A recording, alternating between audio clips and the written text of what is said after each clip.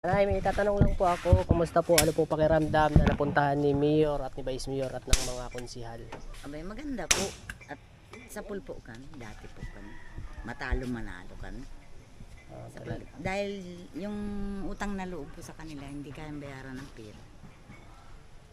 Galaw ko ang papasko niya sa akin nung talagang yung mata ko nakakita.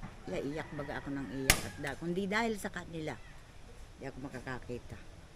Nagpa-opera, pina-operahan kami niya noon. Marami kami, ewan ko lang yung iba.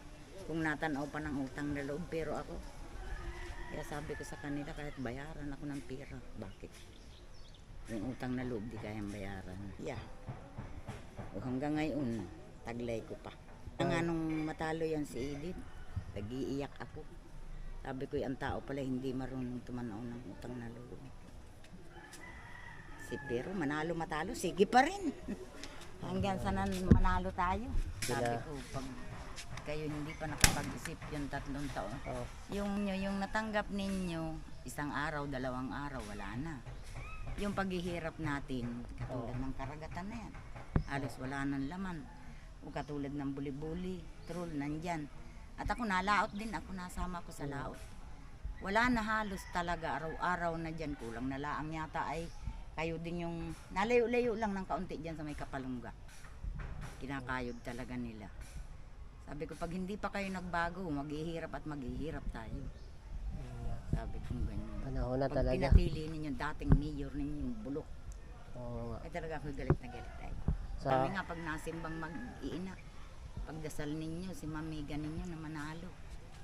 Talagang maiba-iba naman. At saka yung pagtulong.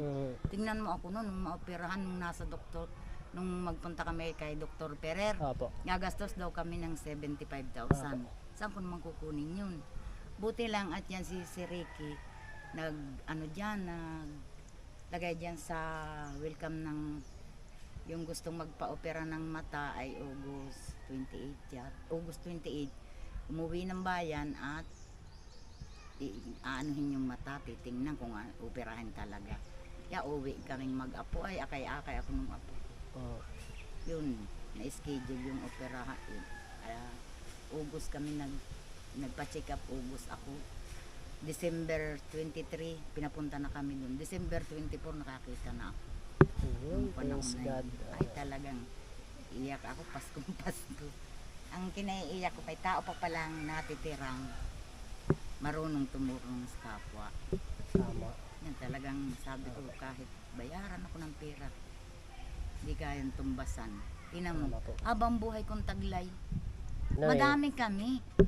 Ewan ko lang kung ganyan pa rin ang katuwiran nila, pero ako, isa lang katuwiran. Yun na lang namatay na Dukran, kaya ako'y nag-iiyak. Alam mo kung bakit. Yung mga tao dati napitan sa kanya, mga kilala ko naman ang tao, napitan sa kanya, pag wala na siyang gamot, bigay ng pira. Kaya sabi ko, pag hindi pa naman kayo nakapag-isip, yung ginagawang yan ni Dukran sa inyo, aywan ko na lang sa inyo.